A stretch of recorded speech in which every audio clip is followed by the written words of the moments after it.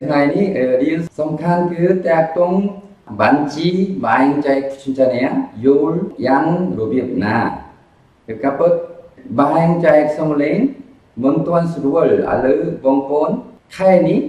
chắc đam bằng nó tuy nhiên muốn tuan yul surual ta tung chúng ta nè cái áo hay nâng sạ áo hay nâng con tay tích tích hiệu nhiên thì cái tiếng ya ở đó yul bằng nó tôi chia san đạp phiêu tôi phải nung bong bóng té đái riêng ta tung rồi ba được mùi cố bây giờ có pi bát cái đói để lúc phải chỉ trơ cả vô chỉ bảo bài trái xong lên sạ nấm cho chả nè thuaយ៉ាងនេះពេលលោក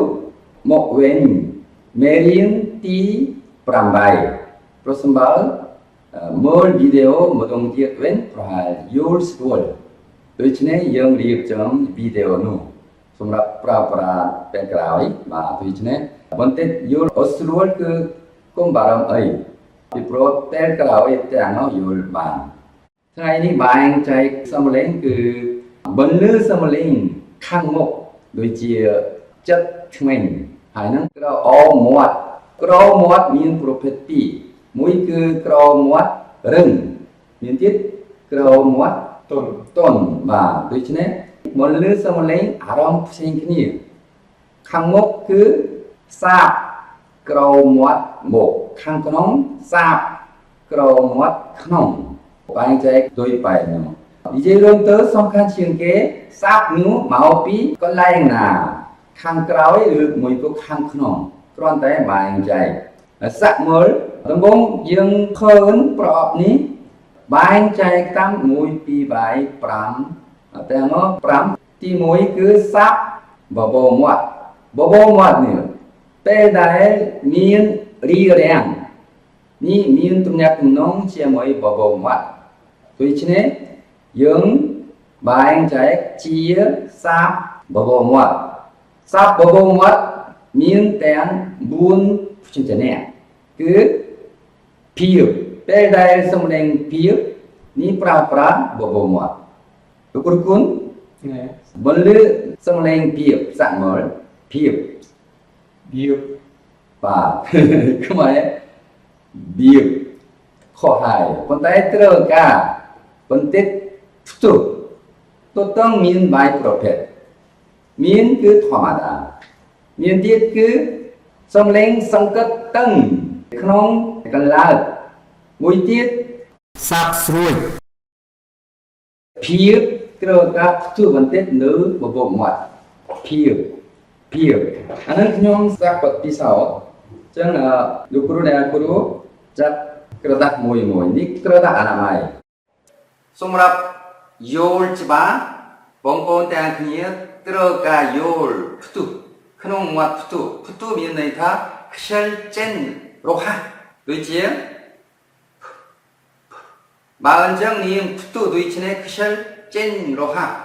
តែលោកបាក់ខ្លាំងនឹងក្រដាស់អនាម័យនេះចលនាខ្លាំងប៉ុន្តែប្រជាជនខ្មែរសាបសំឡេងនេះមានសុទ្ធតែ90% សុទ្ធតែសាបសង្កត់តឹងឬមួយក៏សាបស្រួយឧទាហរណ៍ប៉ាពតចនេះទាំងសាបសង្កត់តឹងឬមួយក៏ផថខនឹងសាបស្រួយពេលដែលសំឡេងសាបធម្មតាក៏ដែរសាក់មើលភាពលោកគ្រូអ្នកគ្រូលើក្រដាស់អនាម័យភាពបាទបើអញ្ចឹងត្រឹមត្រូវប៉ុន្តែសំឡេងតាមខ្មែរ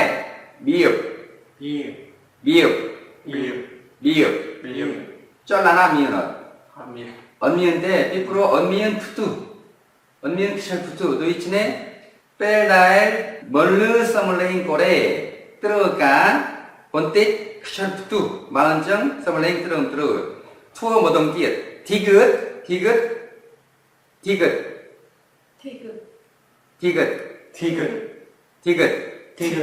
ប៉ុន្តែតាមសំឡេងខ្មែរឌីហ្គិតសាក់មើលឌីហ្គិតផ្ទុះខ្យល់អត់មានទេបាទដូច្នេះសម្រាប់បន្លឺត្រឹមត្រូវបន្តិចត្រូវកាផ្ទុះនៅណាគឺបបោមាត់ឬមួយក៏ថ្មិញបន្ទាប់មកក្រោមមុខក្រោមក្នុងហើយបំពង់កថាសាបធម្មតាពេលដែលសំឡេងសាបធម្មតានឹងកុំច្រឡំសំឡេងព្យញ្ជនៈទាំងមុនដូចគ្នាជាមួយភាសាខ្មែរបាទបែងចែកសាបបបោមាត់គឺភាពសាងភាពនាមហើយសាបថ្មែងឬមួយក៏សាបក្រោមមាត់ខាងមុខគឺទីគិតសាងទីគិតធៀបឈៀត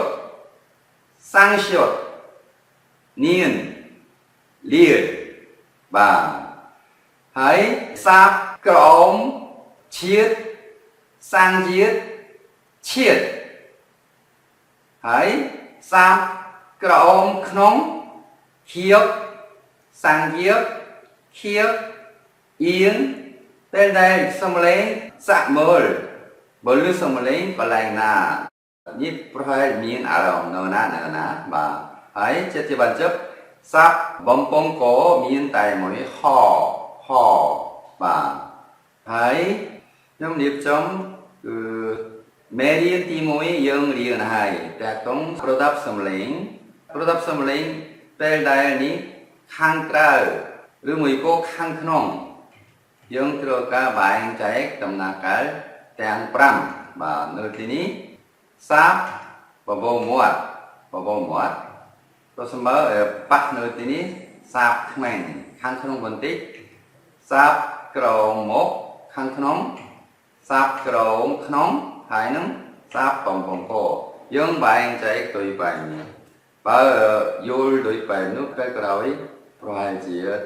អត់បញ្ហាបាទលោកគ្រូអ្នកគ្រូថ្ងៃនេះរៀនតាក់ទងសាបបែងចែកប្រភេទអ្វីប៉ុន្តែមានសំណួរឬអត់មានសំណួរអត់មានសំណួរបាទហើយពេលដែលសំឡេងក្នុងមាត់ដូចទីនេះថ្មែងហើយនឹងដូចទីនេះបបោមាត់នៅខាងក្រោយមានអណ្ដាតដោយបែបនេះខាងក្នុងបន្ទប់បំពង់កនៅទីនេះកឡើងនិងក្នុងចូលខាងនឹងមានប្រហោងច្រមុះបាទសំឡេងបបោមាត់កន្លែងនេះនេះកន្លែងនេះសំឡេងបបោមាត់ហើយសាបថ្មែងប្រហែលជាកន្លែងនេះសាបថ្មែងបាទហើយនៅទីនេះនៅទីនោះគេហៅថាក្រអូមខាងមុខគឺក្រអូមរឹងនិងខាងក្នុងក្រអូមទុញដូច្នេះប្រសិនបើបន្លឺសំឡេងនៅទីនេះដំណាក់កាលទី3គឺសាបក្រអូមមុខហើយកន្លែងនេះសាបក្រអូមក្នុងទី4ហើយក្នុងបំពង់កដូចជាឈៀតនៅទីនេះ5ដំណាក់កាល5យើងបែងចែកដោយប៉ុណ្ណោះបាទហើយមួយទៀតត្រូវការរៀបរាប់តាក់ទងធេនសូរីនិងខសេនសូរីយើងត្រូវការយល់ច្បាស់នៅទីនេះមានការបែងចែកតាមរបៀបបានចេញសំឡេងហើយនឹងខាងលើសាប់រៀបរៀងឬមួយក៏សាប់ផ្ទុះហើយសាប់ប៉ះផ្ទុះតែកណ្ដាលខាងក្រោមនេះសាប់ប៉ះអត្ថន័យថាម៉េចឬមួយក៏សាប់ផ្ទុះអត្ថន័យថាម៉េចអំបញ្ញមែនយើងធ្វើពិសោធន៍ដូចជាផ្ទុះនេះសាប់ផ្ទុះហើយនឹងសាប់ប៉ះសំឡេងគឺឈៀតសាំងឈៀតហៀតនេះទាំងនោះគឺគេហៅថាសាប់ប៉ះពីព្រោះពេលដែលបន្លឺសំឡេងសាប់ប៉ះដំបូងយើងត្រូវការនៅឯណាឧទាហរណ៍នៅទីនេះបបោមាត់ហើយនឹងក្នុងមាត់ចូលក្នុងកឡើងបន្តចូលក្នុងប្រហែលជានៅទីនេះមាន ខ្សែសំឡេងខ្សែសំឡេងក្នុងកលាកមានកន្លែងមួយមានទំនេរហើយនឹងខោសិតប្រសិនបើនៅខោសិតនឹងធ្វើឲ្យបិទហើយនឹងបិទក្រោយសិតតែចេញទៅខ្ជិលនឹងបន្លឺសំឡេងកាកកតពយើងបន្តិចធ្វើឲ្យតឹងខាងក្នុងនេះហើយនឹងចាប់ផ្ដើមបន្លឺសំឡេងពេលលុះយើងធ្វើសំឡេងបានថាកតពចនេះទំនាក់ទំនងជាមួយក្នុងបំពង់កនេះធ្វើឲ្យតឹងបើស្រួលពចខ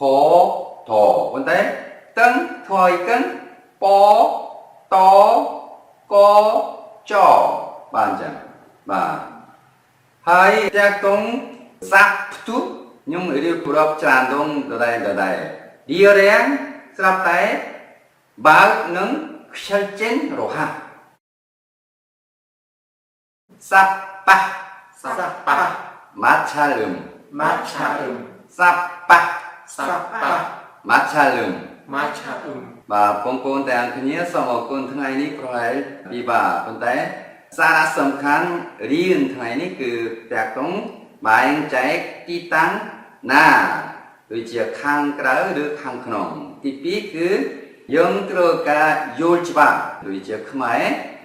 សាប់ផ្ទុះឬមួយក៏សាប់ប៉ះយល់របៀបបែងចែកទុយបែបនោះទាំងនោះប្រហែល 90% បងប្អូនយល់ហើយបាទហើយពេលដែលរៀនប្រសិនបើមានសំណួរដាក់ចូលក្នុង KakaoTalk សមាជិកទាំងនោះប្រហែលជាឥឡូវកំពុងតែប្រើប្រាស់ KakaoTalk ហើយនឹងដាក់ចូលក្នុងសំណួរខ្ញុំឃើញទាំងនោះឃើញនឹងយើងទទួលសំណួរនឹងឆ្លើយម៉ោងបន្ទាប់ផ្ទាល់បានចឹងប្រហែលជាយល់ស្រួលថ្ងៃនេះបងប្អូនសូមព្យាយាមរៀនក៏ដែរបានចឹងយើងប្រហែលមានវឌ្ឍនភាពបាទថ្ងៃនេះបងប្អូនទាំងអស់គ្នាសូមអរគុណ감사합니다 안녕히 계세요